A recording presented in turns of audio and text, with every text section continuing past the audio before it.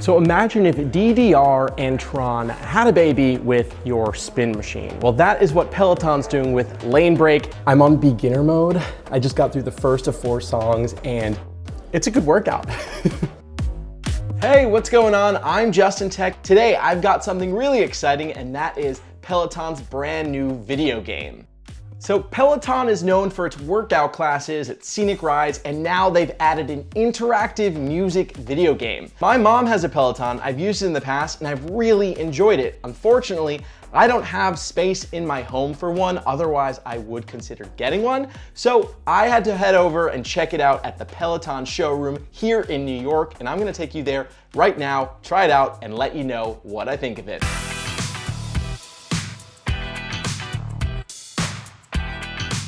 I'm here over at Peloton Showroom in Hudson Yards and exhausting 3 blocks from my place because I knew I had to try out this game, right? It combines a video game with fitness. I'm a gamer, I love fitness.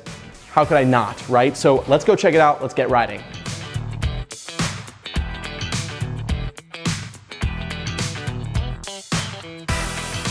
Back here, they've got a bunch of private rooms where you could try out their machines for 20 minutes, take a course, and see if you like it and want to take one home. We've got our own Bike Plus here where we're going to play the game. So let's put these on and get going.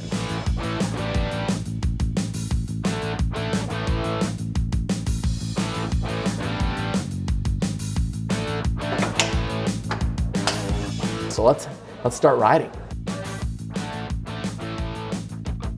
Lanebreak is an interactive music game that takes inspiration from track-based games like Dance Dance Revolution, Guitar Hero, and Beat Saber. Players control a digital wheel rolling through a Tron-like track along to a variety of songs. Using the resistance knob and pedals, players control the wheel to gain as many points as possible by completing different objectives along the way. Peloton partnered with Warner Music Group as the exclusive music launch partner. That initial launch included 20 tracks and some remixes exclusive to Peloton. As you can see, here they are, and on top they have Broadway Buzz. I really love that. We got Waving Through a Window from Dear Evan Hansen, some Hamilton. It plans to release more tracks regularly. We've got David Guetta songs, we've got Mary J. Blige, and there's even David Bowie remixes that are only on Peloton. After trying out the 5-minute demo, I was ready to tackle any of the courses. Here's how to play.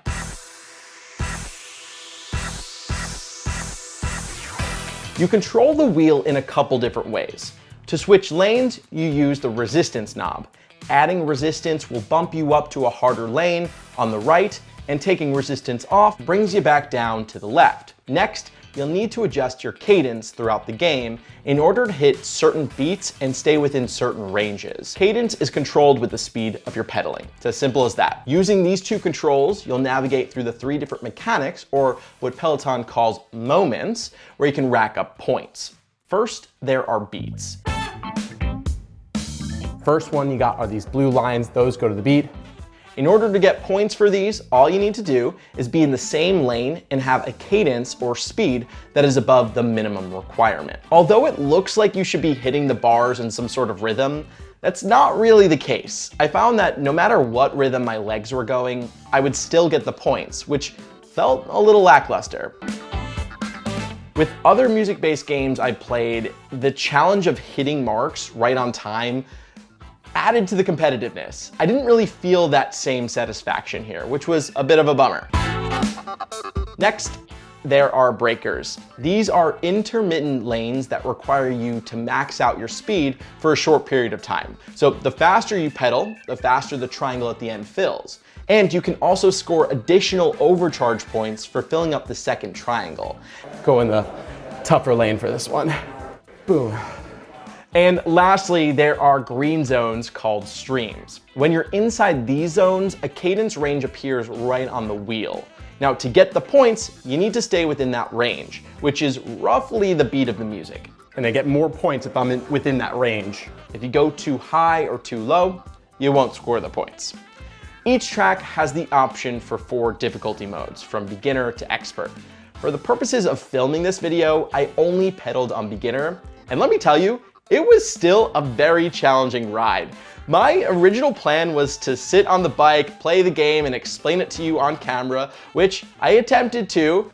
The cadence is controlled with my legs. Gotta move tracks. And then in these different moments throughout the, this is difficult. Let me pause this for a second. That didn't go as planned. Kind of almost want to pause. And interestingly enough, there's no pause button. There's no way to pause, is there? Can't get out of here.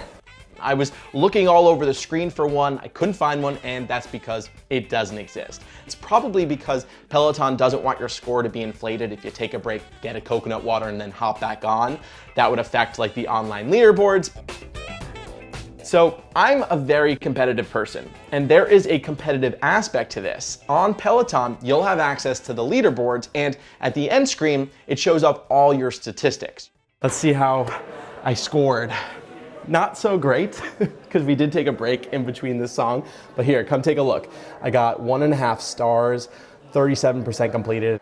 Peloton's bikes have cameras on them so you can ride along with friends, but currently there is no ability to play this video game along with friends on camera. So I hope that they add that feature later. If you've tried Peloton before and you're wondering if Lanebreak would be the deciding factor to get one, well, I'd have to say no. Lanebreak was fun, but it wasn't groundbreaking. Sweating, not looking really camera ready, but it feels good. The game was challenging and it was cool to look at, but I could see it growing kind of old. That said, there were some fun tracks to play along to. Specifically, I loved the Broadway hits and the exclusive remixes. And the fact that they will be introducing new tracks over time would excite me if I had a Peloton, especially if I'm paying, that subscription price every month. It's nice to see that there are consistent updates coming. That doesn't mean that I don't want a Peloton though, because I do. And honestly, if I had enough space in my apartment, I would already have one. Ultimately, Lanebreak sheds light on an even bigger topic, and that's the intersection of video games and exercise. Now, this isn't anything new, but it does seem to be an area that's growing more than ever before. In fact, my co-host Bridget Carey, she tried out the Ergata Rower, which challenges you to personal goals and races against each other. No! Okay, good, I'm not totally the worst. We also see workout apps in VR get a lot of attention lately with games like Beat Saber and Supernatural, both on Meta Quest. If you are interested in learning more about Peloton, we've got links down below in the description. I'll see you in the next one. I'm Justin, and I'll tech you later.